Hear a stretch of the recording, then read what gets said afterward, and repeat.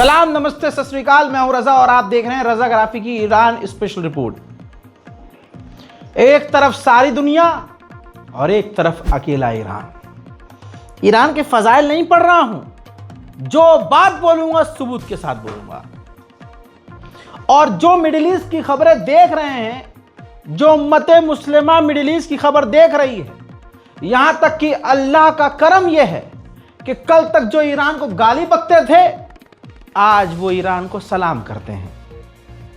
इसलिए नहीं कि उसकी मजहबी रीति रिवाज को, उसकी जो मान्यताएं हैं, उसको हमने या किसी और ने कबूल कर लिया ना, उसकी हिम्मत को कबूल किया, लोगों ने उसके गरज को कबूल किया, लोगों ने उसकी ताकत को कबूल किया। वो कोई भगवान का पुजारी थोड़ी ना है, वो कोई देवता का पुजारी थोड़ी ना है तो ला इलाहा इल्लल्लाह वाला ही है, तो इंसाफ की बात करने वाला ही। आइए, सबसे पहले आगे बढ़ने से पहले ये याद दिला दूं, आपको अच्छे से पता है कि आज भी एक गैर मुस्लिम देश ईरान के साथ खड़ा हो सकता है। एग्जाम्पल चाइना और रशिया, लेकिन मुसलमान नहीं। कोई मुस्लिम देश ईरान के साथ खड़ा नहीं हो सकता। यह बात ईरान खुद भी कह चुका है। अब सुन लीजिए, 12 डेज वॉर में रिपोर्ट स्क्रीन पर ईरान के इंटेलिजेंस मिनिस्टर ऑफिसर ने यह खुलासा किया है कि जो 12 दिन की जंग ईरान और इजराइल के बीच चली थी, तो इजराइल का साथ, अमेरिका का साथ 50 देशों की इंटेलिजेंस ने दिया था। यानी 50 देशों की इंटेलिजेंस इजराइल के साथ थी। इसका मतलब 50 देश, जिसमें मुस्लिम ममालिक भी होंगे, उसकी इंटेलिजेंस भी इजराइल के साथ थी। अब आप सोचिए, ईरान की क्या ही खाक ताकत है, ताकत तो अल्लाह की है। वरना जहां 50 देशों की इंटेलिजेंस एक देश को मिटाने के लिए, उसकी कमर तोड़ने के लिए, इस्लाम के, कुरान के, दीन के दुश्मन के साथ खड़ी हो जाए, अल्लाह अकबर। वाह मुसलमान वाह। लोग कहते हैं कि वो कैसे मुसलमान थे, लेकिन नबी अल्लाह के पीछे बुराई करते थे, अहले बैत की। कैसे वो लोग थे? ऐसे वो लोग थे, हम में से ही वो थे, हम जैसे ही वो थे भाई साहब। आज देखो कौन ईरान के मुंह पे ईरान की तारीफ करता है और पीछे ईरान के दुश्मन के साथ उसका हाथ मिलाकर, हाथ पकड़कर ईरान के खिलाफ काम करता है। ऐसे बहुत सारे अरब और मुस्लिम देश मौजूद हैं। 50 देशों की इंटेलिजेंस पूरी ताकत लगा रही थी और इजराइल की मदद कर रही थी। ईरान पॉलिटिक्स भी खतरनाक खेल रहा है। यह देखिए, ईरान का ऑफिशियल लेटर हेड, सरकारी ऐलान, ईरान जो है CFT में शामिल हो गया है। इसके अंदर पूरी दुनिया के कई देश शामिल हैं। Combating the financing of terrorism, CFT, यानी जैसे बैंकिंग सिस्टम मिलकर, कई देश मिलकर किसी भी देश को ब्लैकलिस्ट कर देते हैं, किसी भी ग्रुप को ब्लैकलिस्ट कर देते हैं, ताकि वो ट्रांजैक्शन न कर सके, पैसों की लेन देन न कर सके, पैसों से हथियार खरीद के आतंकवाद आगे न बढ़ाए। अब तक ईरान ऐसे किसी ग्रुप में शामिल नहीं था, लेकिन आज शामिल हो गया है। इसमें यूरोप के ज़्यादातर देश शामिल हैं। तो पहली चीज़ ऐसी देखी जा रही है कि किसी ऐसे ग्रुप में ईरान आ गया है जिसमें यूरोप के भी देश हैं। ईरान इसके अंदर इसलिए आया है ताकि ऐसे ही ग्रुप बहुत सारे हैं जिन्होंने ईरान पर कई तरह की पाबंदी लगाई है। ग्रे लिस्ट में भी ऐसे ही शामिल किया जाता है। लेकिन अब जब ईरान उसी ग्रुप में आ गया है, तो उम्मीद यह है कि ईरान पर इस तरह के ग्रुप पाबंदी नहीं लगाएंगे। IRGC के टॉप कमांडर इराक पहुंच गए हैं और वो टॉप कमांडर हैं इस्माइल कानी, जिन पर कभी गद्दारी का इल्ज़ाम लगता है, तो जिन पर कभी देशभक्ति के खुलासे होते हैं, लेकिन आज भी अपनी वो पोजीशन पर हैं और अचानक से इराक पहुंचे हैं।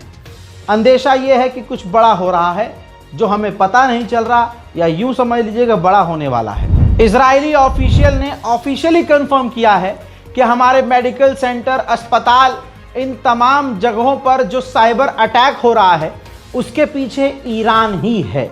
ईरान के विदेश मंत्री ने साफ तौर से ऑन कैमरा कह दिया है कि जब तक अमेरिका अपनी फालतू की डिमांड और बातें बंद नहीं करेगा, जब तक हम उससे बात ही नहीं करेंगे। सुनिए। ما با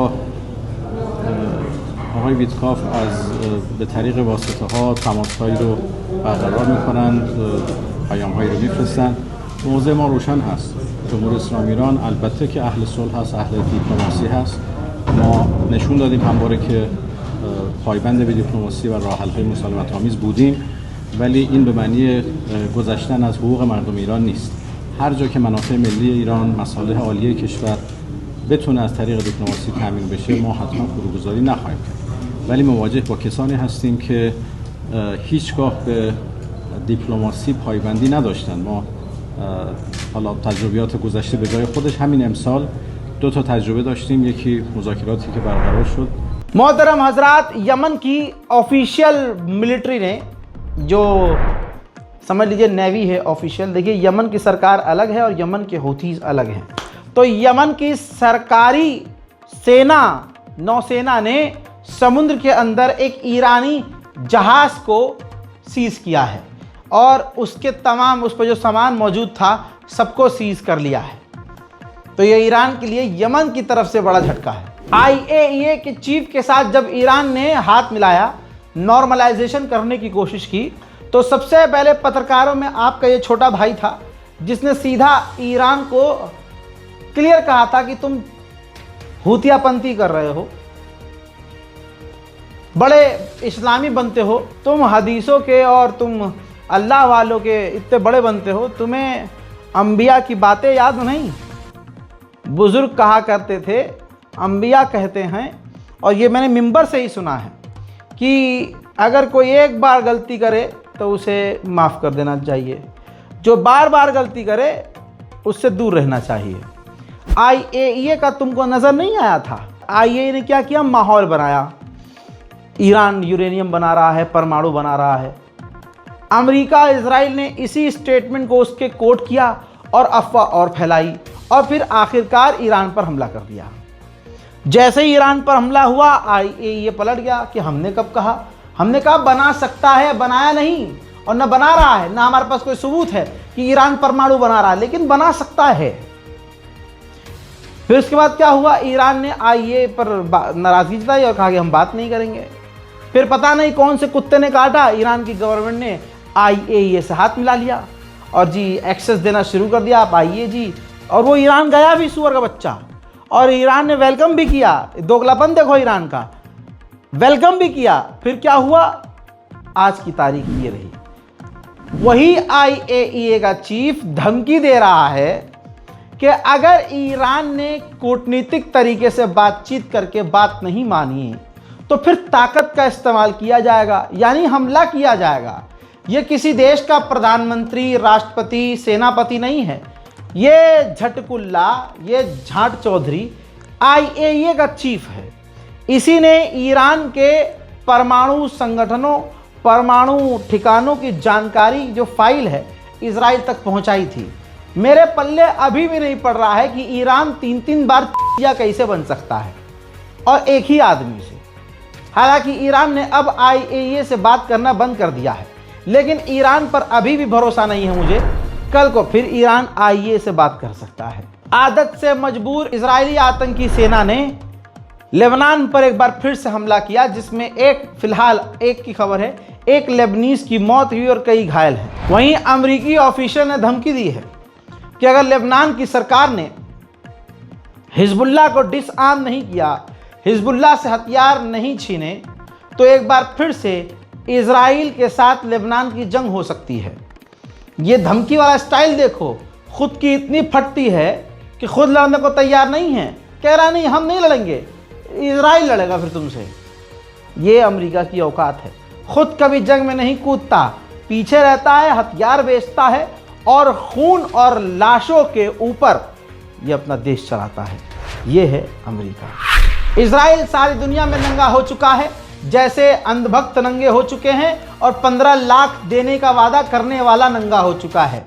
जैसे चीन को लाल आंख दिखाने वाली बात बोलकर आज चीन के साथ हाथ मिलाने वाला नंगा हो चुका है। जो कल तक ट्रंप को अपना डोनाल्ड ट्रंप माय फ्रेंड कहता था, आज ट्रम्प से जलील होकर पूरी दुनिया में नंगा हुआ है, ऐसे ही इजराइल भी पूरी दुनिया में नंगा हो चुका है। हवा बदल चुकी है। दोस्तों, अमेरिका के अंदर जो पोल हुआ तो 59% आवाम का अब ये मानना है कि फिलिस्तीन स्टेट को मान्यता मिलनी चाहिए, फिलिस्तीनियों को आज़ाद घोषित करना चाहिए। हजरात, रिपोर्ट ये आई है कि जो ताइवान है वो अपना टी डोम सिस्टम बना रहा है, वो भी डिफेंसिव हथियार है। दोस्तों, ताइवान ये चीन के खिलाफ बना रहा है। खबर यह है कि इजराइल ताइवान की टी डोम बनाने में चीन के खिलाफ मदद कर रहा है। हजरात, ये टाइटल वाली खबर है।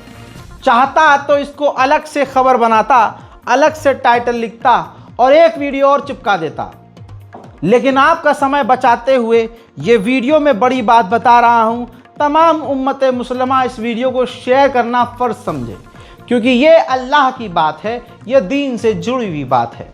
हज़रात मोहतरम, जेरूशलम में रहने वाले फ़िलिस्तीनी ऑफिशियल्स ने कहा है कि जो बैतुल मुक़द्दस है अब वो सेफ़ नहीं है, मस्जिद अल अक्सा कभी भी गिर सकती है। हज़रात मोहतरम, पहली बात, एक कन्फ्यूज़न, ये जो आप गोल्डन डोम देख रहे हैं ये वाली मस्जिद बैतुल मुक़द्दस नहीं है। ये जो अक्सर वॉलपेपर के तौर पर यूज़ है ये मस्जिद ही, और है ये बैतुल मुक़द्दस के परिसर के अंदर, उसी मैदान में ये मस्जिद है जहाँ बैतुल मुक़द्दस है। लेकिन असली बैतुल मुक़द्दस है ये, जो दिखने में पुरानी है, थोड़ा ज़्यादा मेंटेन भी नहीं है, लेकिन असली बैतुल मुक़द्दस मस्जिद अल अक्सा ये है। खबर ये है कि इस मस्जिद के नीचे इजराइल ने खुदाई कर रखी है, और वो खुदाई की तस्वीरें मैं आपको पहले दिखा चुका हूँ इसी 15 दिन के बीच जो पिछला 15 दिन गुजरा है, 2-1 बार मैंने तस्वीरें दिखाई हैं। खबर यह है कि जेरूशलम में रहने वाले फ़िलिस्तीनियों ने कह दिया है कि इजराइल ने बैतुल मुक़द्दस की बुनियादों तक खुदाई कर दी है, लिहाजा मस्जिद अल अक्सा अपने आप ही कभी भी गिर जाएगी। और ये इजराइल का ही प्लान है।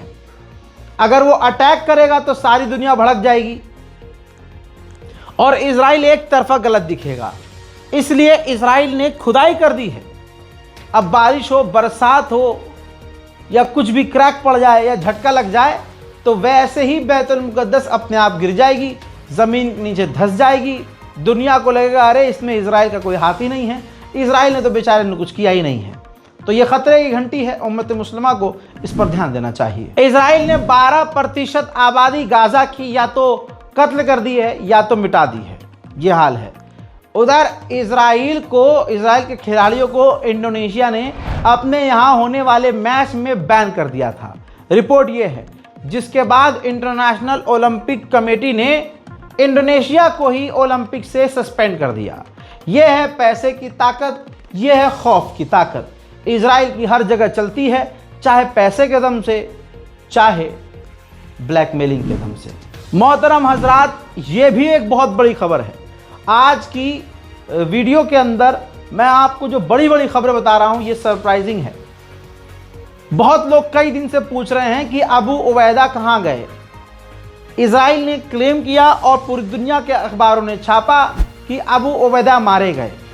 मुसलमान ग्रुप और झुंड खुश हुआ कि भाई ये तो झूठी खबर है, क्योंकि ऐसा 35 से 40 बार क्लेम इजराइल कर चुका है और हमेशा उसने किया है, लेकिन अबू उबैदा ज़िंदा सही सलामत होते हैं।